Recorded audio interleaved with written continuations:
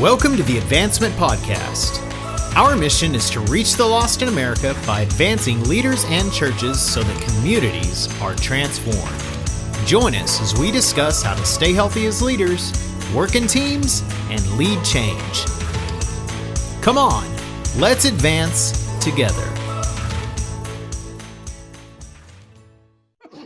Welcome back to the Advancement Podcast. Hey, if you enjoy what you're listening to, could you click subscribe on the podcasting platform that you're listening to? That way, every Tuesday and Thursday, the content comes straight to your inbox. If you're watching on Facebook or YouTube, click subscribe and like. You could also rate us on whatever podcasting platform that you are listening to. We would greatly appreciate that. Helps us spread the mission of advancement. My name is Todd Barham. I am the host of the Advancement Podcast here, as always. What? My trusty sidekick, Tim. What? The Robin to my Batman. Robin, you know? No. I yes, I'm very familiar with Batman. Enough to know Batman. You know, Batman actually was, if I remember right, the first Batman comic was like published in, I think, 1951 or 56, okay. Somewhere. So you were a teenager? I'm not that old. No. That was when my dad would have been a teenager, okay. Not me. Okay. No, I was not a teenager. When did I turn? Well, when you were born, we could do the math. So I was 82 is when I turned 13. Okay. So that was -3 at that point. Yeah. So anyway, that's when man, we're doing. I'm just struggling being the Robin to your Batman versus you being the Robin to my Batman. Well, I'm the host, so you gave me this title, Tim. All right, Little John. All right.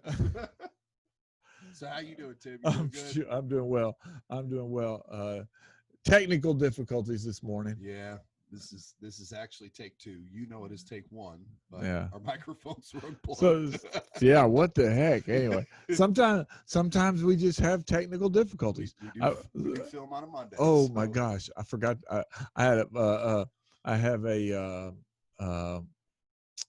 Yesterday we had a speaker at church, mm-hmm. And who was the guest speaker? I heard there was a special guest speaker at church. And we had Don Twyford come speak at this church that I'm working in this transition season. Okay. And his PowerPoint stuff got corrupted, and so he only about 4 of the, and he was like, and I just told him after, so technical difficulties happen, man.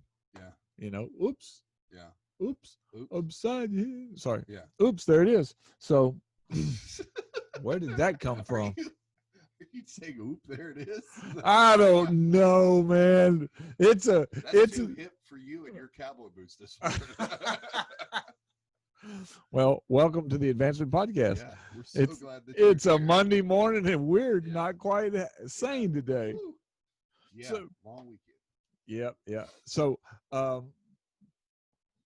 2 episodes ago, we started a kind of a mini series on that came from a conversation I had with a guy from high school, and he and I had been talking about life and different things, and I made the comment that I was not the same guy that I even would say 12, 15 years ago, and we began a conversation, and because he asked, "What do you mean? How different are you?"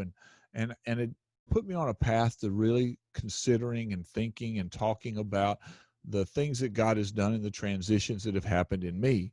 And then I began to think about leaders that I know that, man, I've had to talk to them about some of these same things. And so here we are. This would be we talked about one of the transitions, one of the challenges, the things that was causing me to really what I call sin in my life. We talked about the fact that I had to first learn. The Lord was teaching me to seek first to understand, then to be understood. Yeah. Then we talked about the fact that I had to learn how to live with a win-win attitude where people are concerned, because I was about me winning. It didn't matter if everybody else won. So should they go listen to those episodes? Of course they need to go back and listen to those episodes. Just a suggestion. Yeah. And one of the other things that I have had to, over the last really decade, have really began to emphasize in my life is how I communicate matters. Okay.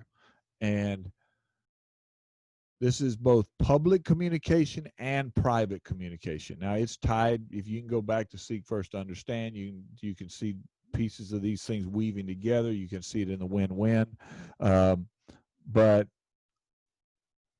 I was, when I was in the working in the secular world, having come up and started preaching since I started preaching, we said when I turned 13 in 1982 a minute ago. Well, I preached my first sermon when I was 13.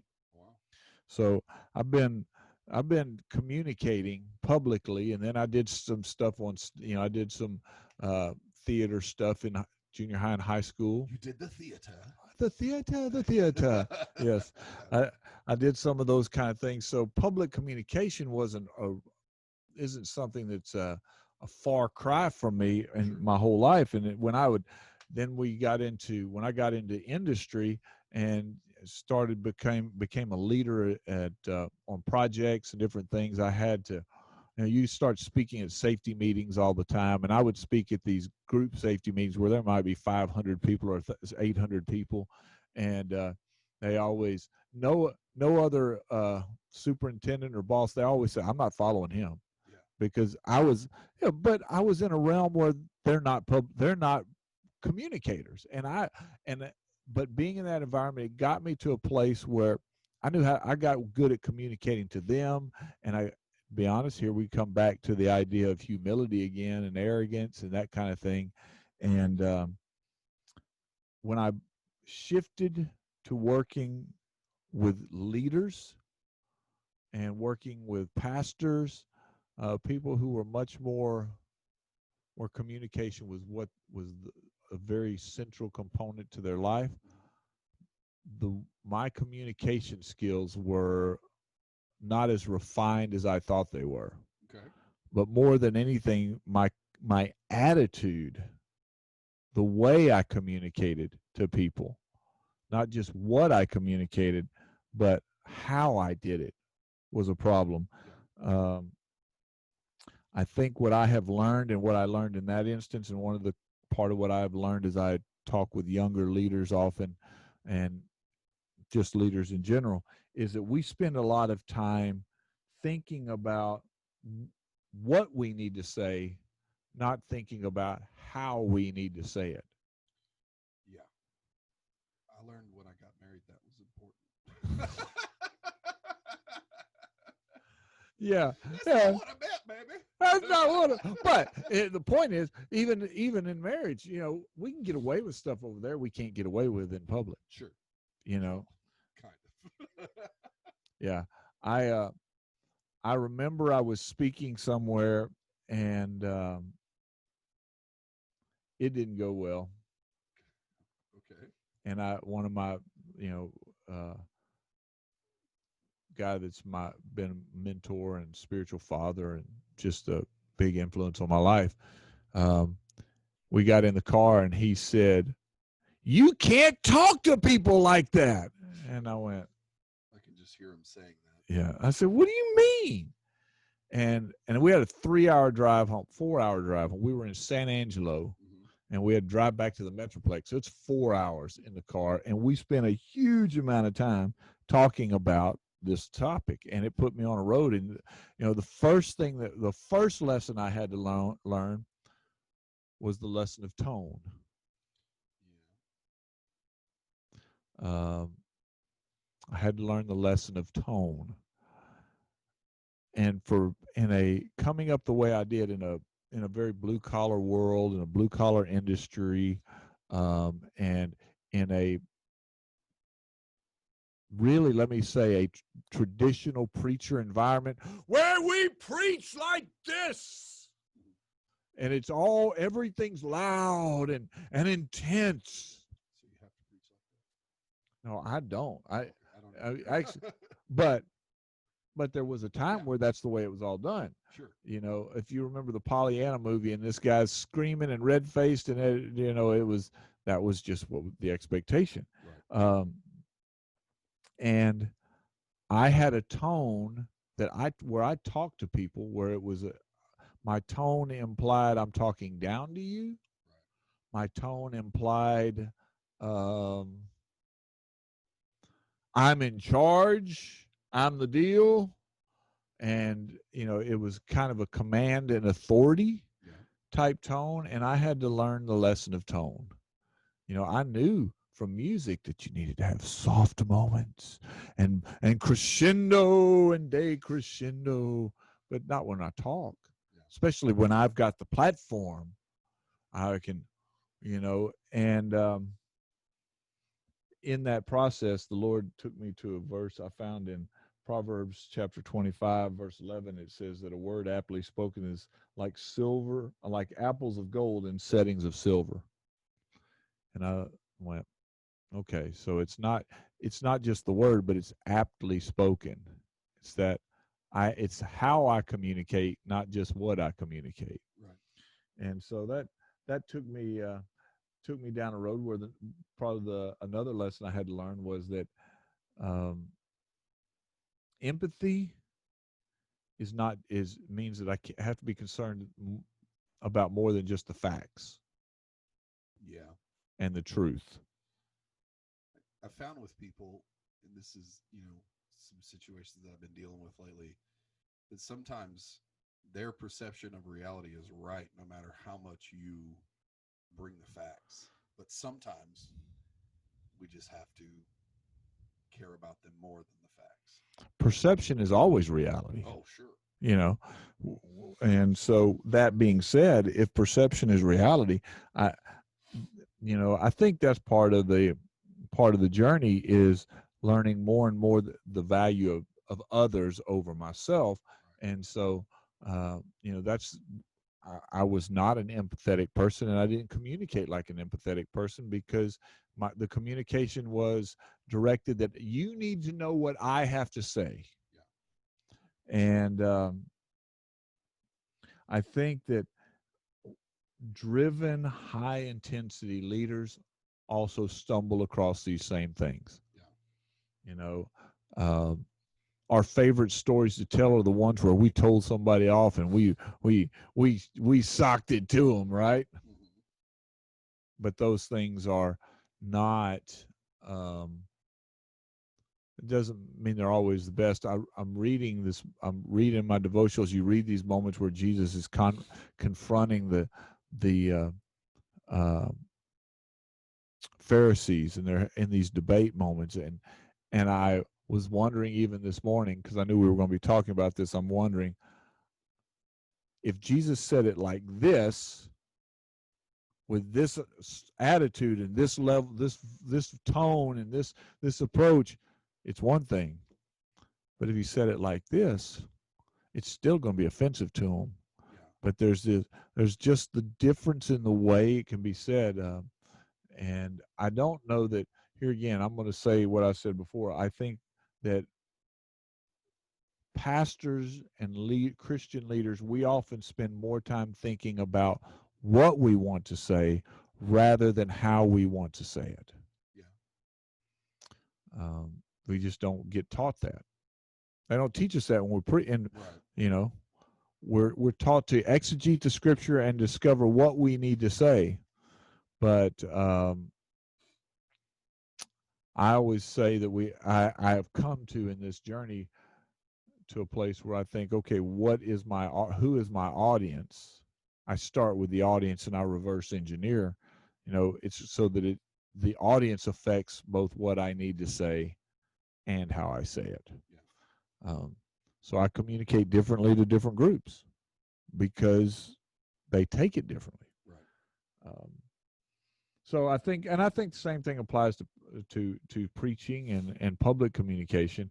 But the first thing that we have to, I think we just have to stop sometimes and think about how.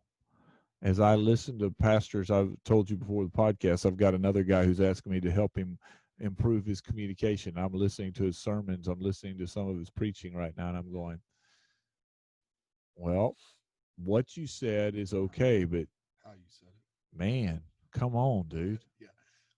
My wife, I was asking her about a point in my sermon last night. I go, was I too harsh about this?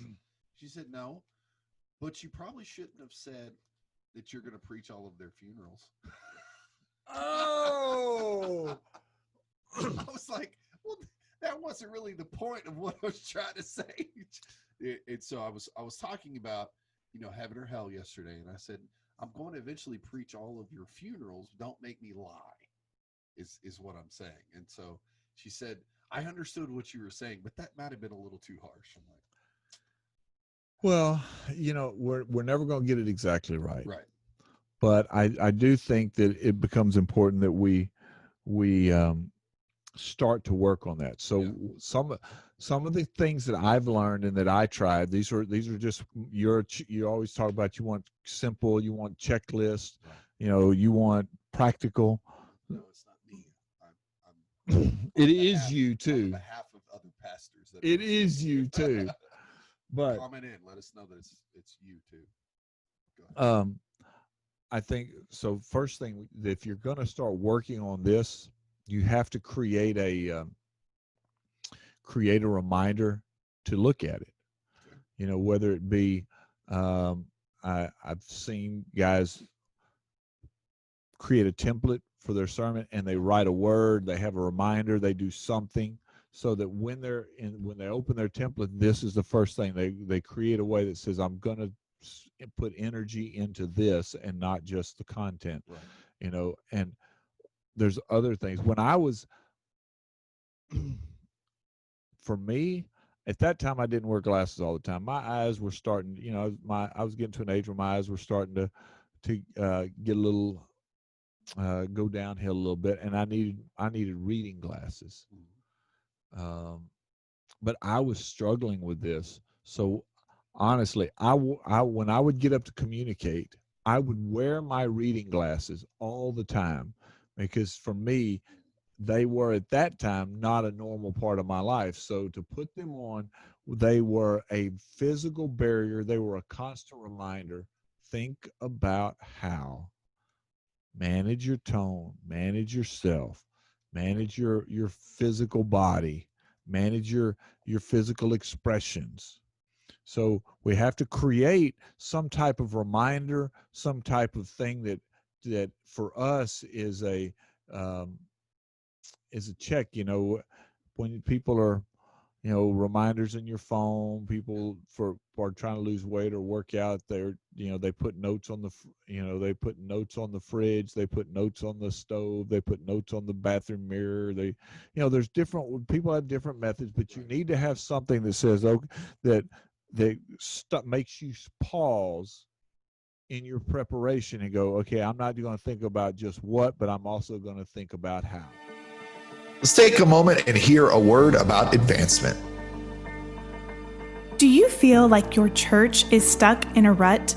Then we've got the answer for you here at Advancement. Do you need some personal coaching or maybe some leadership coaching? We can help you out. Contact the Advancement team at info@advancement.cc or check out the website at advancement.cc.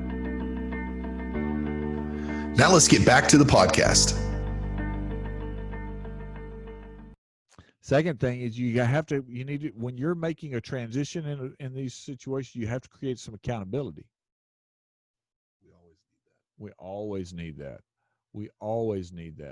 So the accountability piece starts with somebody I give permission to go, okay, was that better? Was that worse? Where, as you asked Crystal, was I too harsh when I said this? And you put her in this gap of the sermon. The question is, did you give her permission to say to speak to the whole sermon? My wife never sticks in the gap that I talk about. She's like, that was fine, but this thing over here. Yeah. There is a pastor I know. Their church runs 500-600, and he's created he has a sermon evaluation, and he uses it when he has his staff preach, and if he goes in there to youth service or children's service or whatever, if he goes in, then he's using that to evaluate them, but he passes it out to different leaders every week so that there are people that evaluate him based on this specific criteria, and they're going to hand it back. So he's creating a system of accountability to really work on his communication. Right. So you've got to create a place where there's accountability and feedback. And that was tough, especially if you're talking about it as a preacher, because most of us really don't want people to evaluate ourselves. Yes. We're not secure enough for that. No, because we've forgotten that that leading a church, that this is not a preaching position only, but we've turned pastoring into preaching as the foremost thing that you do, but rather than, which one of the reasons that discipleship and evangelism and leadership are deficient is because we've turned it into a preaching thing. I was speaking to a denominational leader last week about they were interacting with a pastor with helping him through some issues, and the guy says, well, I just got to preach this week. And you go, well, what about the other stuff? Yeah. So you have to create this place of accountability.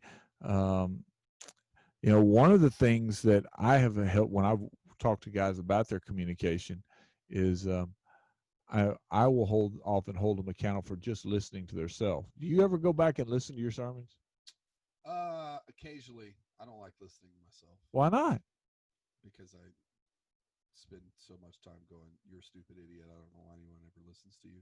Something like that. Some of the greatest, some of the best evaluation that you'll ever have is when you listen to yourself. Mm-hmm.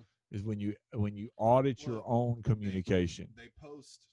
They'll post clips of me throughout the week. Yeah, but somebody's cherry picking the best. Yeah, but even the best, I'm like, hey, look, I sit and listen to the podcast. I try to listen to every episode after it comes out, okay. And I listen and I think. I have listened to a couple episodes. Yeah. Okay, how I communicate matters. Yeah.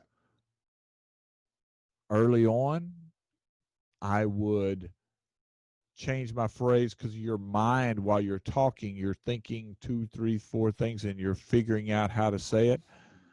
I am now, if people to start listening now versus 6 months ago or a year ago, I'm more apt to pause than stumble over myself, because I'm working still to this day on how I communicate, not just what I communicate. We're on episode 95. Oh my gosh. It's a beast. Running down the hill to 100. Yeah. And so the third thing that I did is I actually this is a spiritual journey, because when I talk to people, talk down to people, or I talk in a way that is offensive or abusive, I can't control other people, but I have full control over myself. And if someone becomes offended by what I say, then they carry some onus in that. But if I have delivered it in a way that is offensive, that's on me. Right. And that's where the sin piece comes in. It's because I didn't value that person enough. And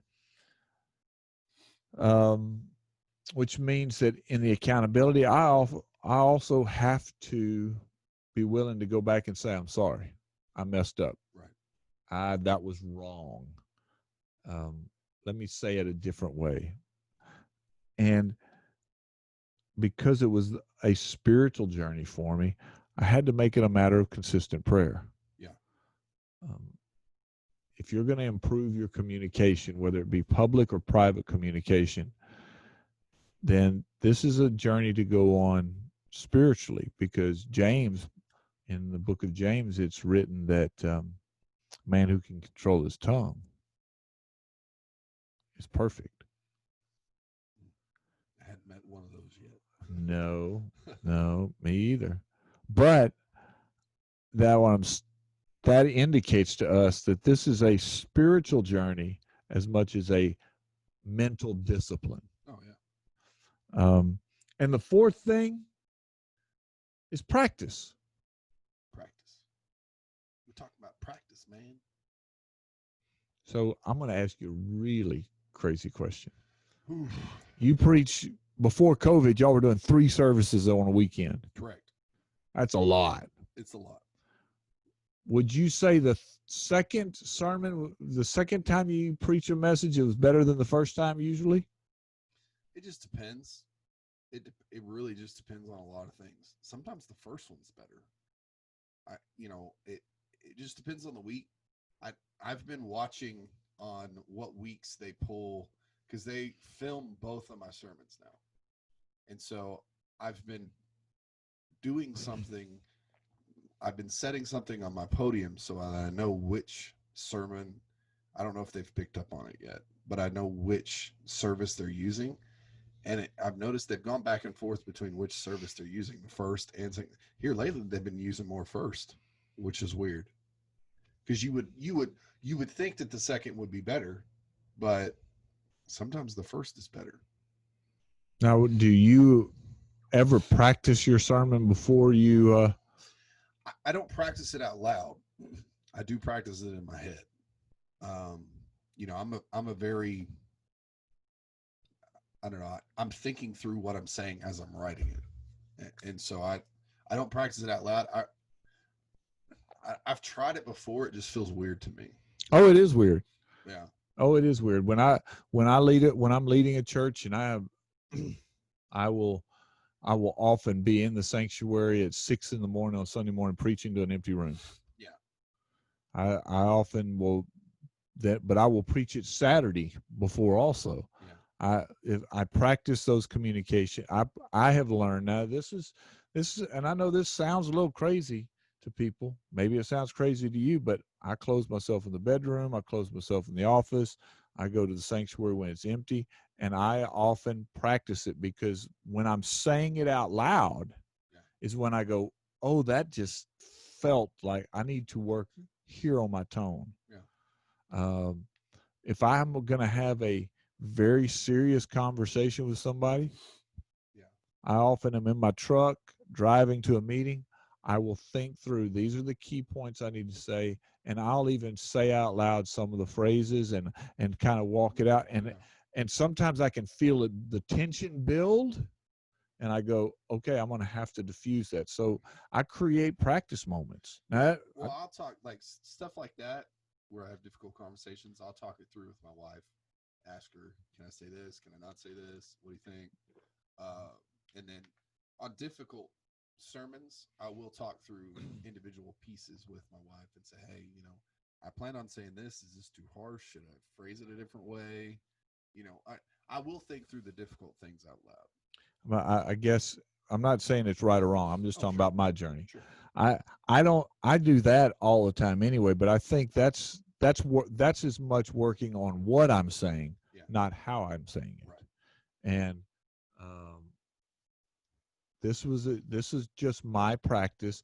Even when if I'm teaching a new material, because there's material that I've taught in seminars and in cohorts, I've taught 100 times. Mm-hmm. I can pick it up. I still will go over my notes, and I often may just stand and read it out loud, just as a quick refresher. But if it's new content, I will practice the delivery often 3 to 5 times before the first delivery. When I'm in a regular preaching rhythm, if I'm leading a congregation long term, I usually write my sermons on Tuesday, and then I'll read through and edit it on Wednesday, and do another cursory read and create my media stuff on Thursday. Because when I do Thursday, it takes me an hour to do that. And Friday, I'll do another cursory read. By Saturday, I'm preaching it. Sunday, I preach it privately, Sunday morning early. So I will practice it out loud at least twice, sometimes 3 times. So how long does it take me to prepare a 30-minute sermon, 25 to 30-minute sermon? I will usually invest, if I'd spend it 1, 2, 3, I probably got about 6 hours, 7.5 hours in it. Okay. And that includes all the practice times. Sure.